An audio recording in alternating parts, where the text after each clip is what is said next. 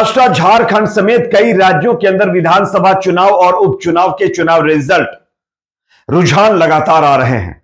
फिलहाल महाराष्ट्र के अंदर यह कंफर्म हो चुका है कि भारतीय जनता पार्टी प्रचंड बहुमत के साथ सरकार बनाने जा रही है। लेकिन महाराष्ट्र के अलावा कई ऐसे राज्य भी हैं जहां पर बीजेपी चुनाव हार रही है। हालांकि उपचुनाव की तो कोई बात ही नहीं कर रहा है। आप सब जानते हैं कि उपचुनाव असम के अंदर, बिहार के अंदर, छत्तीसगढ़, गुजरात, कर्नाटक, केरल, मध्य प्रदेश, पंजाब, राजस्थान, बंगाल के अंदर हुए हैं।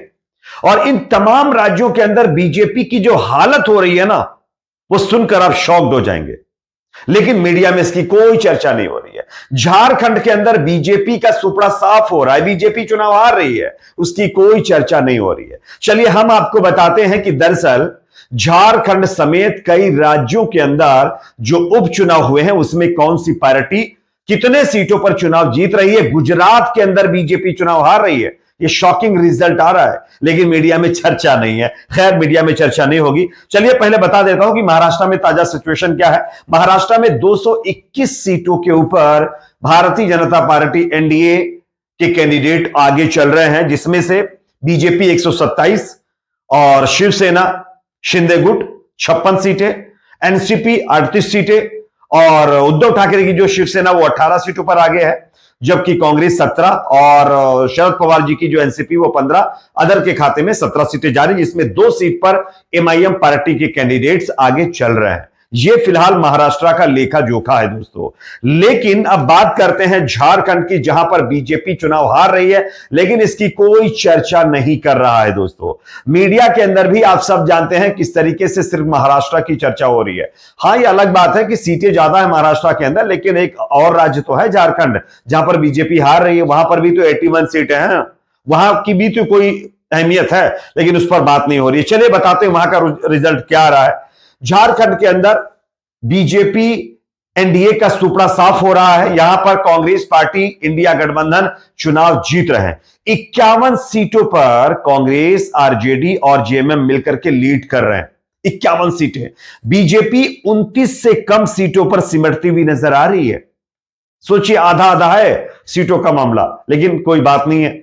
और अगर सीट वाइज बात करें कि किसके खाते में कितनी, तो जेएमएम 30 सीटों पर आगे चल रही है, बीजेपी 26 सीटों पर, कांग्रेस 15 सीटों पर, आरजेडी 5 सीटों पर, सीपीआई यानी कम्युनिस्ट पार्टी ऑफ इंडिया 2 सीटों पर, एजेसू 1 सीट पर, एलजेपी 1 सीट पर और अदर के खाते में 2 सीटें जा रही हैं। यह फिलहाल झारखंड का लेखा जोखा है। चलिए, ये तो 2 बड़े राज्यों की बात हो गई है। अब मैं आपको बताता हूं कि दरअसल कई राज्यों के अंदर हुए उपचुनाव में क्या चल रहा है दोस्तों। उपचुनाव बहुत अहम मायने रखता है, लेकिन जो रिजल्ट आ रहे हैं ना, वो भारतीय जनता पार्टी की नींद उड़ाने वाले हैं। सबसे पहले बात असम से कर लेते हैं। असम के अंदर बीजेपी 5 सीटों पर उपचुनाव हो रहा है, बीजेपी मात्र 2 सीटों पर लीड कर रही है। और यहां पर देखिए, असम गण परिषद एक पार्टी का नाम है, वो 1 सीट पर लीड कर रही है। कांग्रेस पार्टी 1 सीट पर लीड कर रही है, जबकि यहां पर जो यूपीपी है वो 1 सीट पर लीड कर रही है। यानी कि 2 सीटों के अलावा 3 सीटें बीजेपी यहां पर हार रही है। कोई चर्चा नहीं है मीडिया में इसकी, ठीक है ना। असम का रिजल्ट मैंने आपको बता दिया। बिहार की 4 सीटें हैं।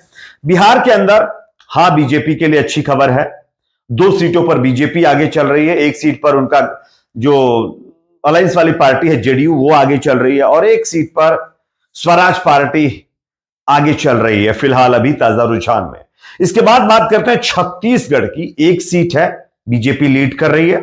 गुजरात की 1 सीट है, जहां पर भारतीय जनता पार्टी चुनाव हार रही है। गुजरात के अंदर कोई चर्चा नहीं हो रही है। यहां पर कांग्रेस पार्टी इस सीट को जीतती हुई नजर आ रही है। इसके बाद अगली सीट आती है दोस्तों कर्नाटक। 3 सीटें हैं कर्नाटक के अंदर, तीनों की तीनों सीटें दोस्तों यहां पर बीजेपी हार रही है। यहां पर जो है कांग्रेस पार्टी जीत रही है। मैं आपको बताता हूं दरअसल कर्नाटक की कौन कौन सी सीटें हैं जहां पर बीजेपी चुनाव हार रही है। सबसे पहले बात करते हैं शिग्गांव, कर्नाटका की सीट है, ये बीजेपी हार रही है। उसके बाद संदूर एक सीट आती है, यह भी कांग्रेस पार्टी जीत रही है। उसके बाद चन्नापटना में भी कांग्रेस जीत रही है और पलक्कड़ के अंदर भी कांग्रेस जीत रही है। और उसके बाद एक और जो है, पलक्कड़ नहीं, देखिए कर्नाटक के अंदर टोटल 3 सीटें हैं, चन्नपटना, संदूर और शिग्गांव। इन तीनों सीटों पर कांग्रेस जीत रही है। बीजेपी का यहां पर सुपड़ा साफ होता हुआ नजर आ रहा है। इसके बाद बात करते हैं दोस्तों केरल की। केरल की एक सीट है, CPI communist party of India के कैंडिडेट यहां पर चुनाव जीत रहे हैं। इसी के साथ साथ बात करते हैं दोस्तों मध्य प्रदेश की। मध्य प्रदेश के अंदर फिलहाल बीजेपी जीत रही है। विजयपुर मध्य प्रदेश के अंदर बीजेपी चुनाव जीत रही है। बुधनी के अंदर भी भारतीय जनता पार्टी की कैंडिडेट रमाकांत भार्गव जो है वो आगे चल रहे हैं, वो चुनाव जीतते हुए नजर आ रहे हैं। इसी के साथ साथ पंजाब की बात कर लेते हैं। पंजाब के अंदर बीजेपी बुरी तरीके से चुनाव हार रही है। टोटल पंजाब में 4 सीटें हैं, 3 सीटों पर आम आदमी पार्टी चुनाव जीत रही है, जबकि 1 सीट पर कांग्रेस पार्टी का कैंडिडेट फिलहाल आगे चल रहा है। यह पंजाब की 4 सीटों का लेखा जोखा है। राजस्थान की बात कर लेते हैं। राजस्थान में क्या हो रहा है दोस्तों? टोटल 7 सीटें हैं, 4 सीटों पर बीजेपी आगे चल रही है, 2 सीटों पर कांग्रेस आगे चल रही है और 1 सीट पर अदर पार्टी के कैंडिडेट्स जो हैं वो फिलहाल आगे चल रहे हैं। ये लेखा जोखा है राजस्थान का। उसके बाद यूपी की 9 सीटों की बात कर लेते हैं। तो दोस्तों यूपी की 9 सीटों में से सबसे पहले बात करते हैं, यहां पर जो सीट आती है उत्तर प्रदेश की, वो है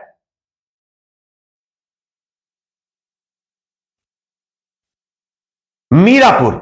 मीरापुर के अंदर जो कैंडिडेट हैं मिथिलेश पाल, राष्ट्रीय लोकदल आरएलडी के, वो आगे चल रहे हैं। कुंदरकी के अंदर भारतीय जनता पार्टी आगे चल रही है, जहां पर खुलेआम बेईमानी की गई थी, बीजेपी आगे चल रही है।